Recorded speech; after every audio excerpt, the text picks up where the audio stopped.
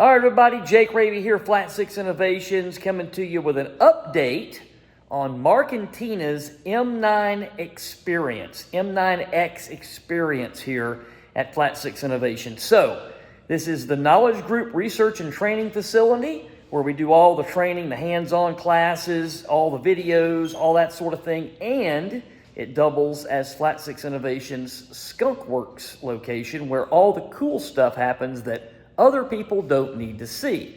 So I'm going to turn you around here. I've got an update with Mark and Tina about their engine. We've now got a mostly complete long block. We've had a great day. I'm going to spin you around, show you what we did today. All right, here's Mark and Tina. Here's the engine. And if you guys have been following along, you've seen this thing start from just a crankshaft carrier and a bunch of parts that were laid out and prepped. With an Ellen Engineering engine kit and Flat 6 Innovations preparation and machine work.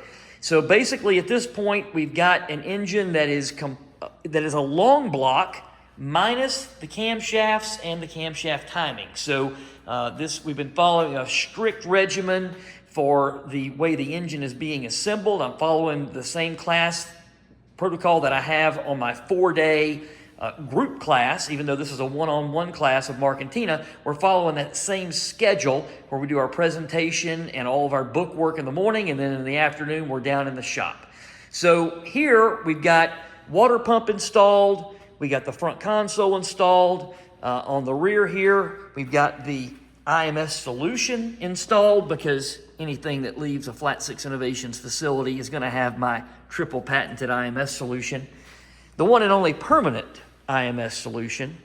And so we've got a stage 2 plus 4-liter engine here. And of course, cylinder heads are installed, but earlier today, we did a little bit of a field trip over to my flow bench, and I was able to allow Mark and Tina to flow their own cylinder heads. So they got to see what we did to the cylinder heads and how things have worked out, both with just the intake ports as well as with their intake manifold, because they're probably going to upgrade to the Flat 6 Innovations RX 3900 induction system at some point, and then we'll be able to know exactly what kind of gains they'll see when they do that based on the flow data we see from the RX 3900. And, of course, the carbon air box that goes along with that. All right, so Mark, Tina, what do you guys think about today? What was your favorite part of today? Getting the heads on. Doing the flow meter.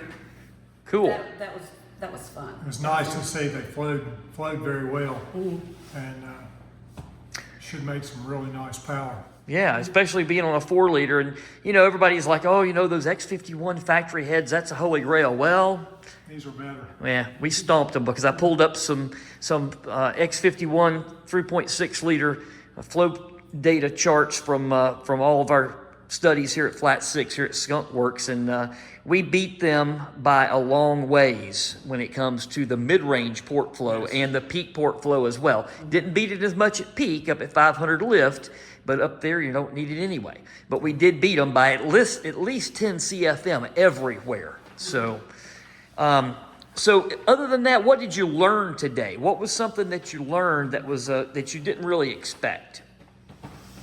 Everything went together pretty well. I did learn, I guess the biggest thing that was a little bit of a challenge was just the chain rails, making sure to get those fitted right, making sure that all the holes in the case have been cleaned really good and everything, so the retaining pins for the chain rails go in nice and smooth, because those are relatively easy to break off if they have a problem. So got that done, and spent a little time on that, got the heads in, got the ARP studs in and torqued up. Did see that having any kind of an extension on the socket out between it and the torque wrench you would get torsion on that socket and extension, and that would mess up your torque values some. So we spent a bunch of time torquing the heads to make sure they were all good, and that took a while, but that was the biggest part of the day.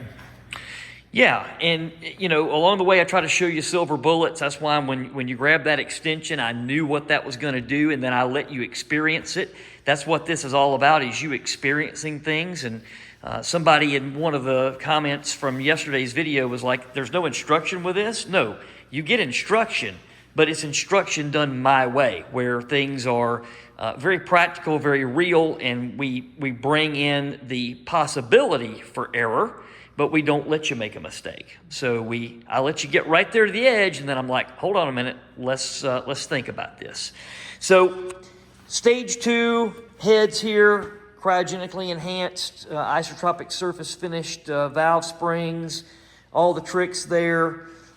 This car is going to end up going at least 8,000 miles, right? When you guys they're going to take off and go to Rensport in September. And this car will be on the road for 3 solid weeks, at least, I guess. And it's going to travel the basically coast to coast, up the coast, back through all the national parks. It's going to do that at a very hot time of year. They're going to be crossing through the plains and Texas and all these places, and especially if they take I-40, it's going to be really hot, and it's going to be a lot of elevation change on the way back, so it'll be a very exciting thing to see this engine come together with them building it under my instruction, and all our preparation work, all the LN parts, LN Nickeys, the IMS solution, and all these tricks that, the tricks that you can't see, but they know what they are because they've assembled it. All right, so that's it from Flat 6 Innovations and the Knowledge Group training facility here. We're going to come back with you tomorrow. The goal will be to have a complete long block with camshaft timing set and all of the things installed as far as the subsystems. We've already got a water pump installed, but we're going to get a lot of the other subsystems done. The goal of the class isn't really to dress the engine as a complete engine, and actually he didn't bring all the parts with him to do that, but we are going to hang whatever on it that we can. All right, anything you guys want to say in closing today?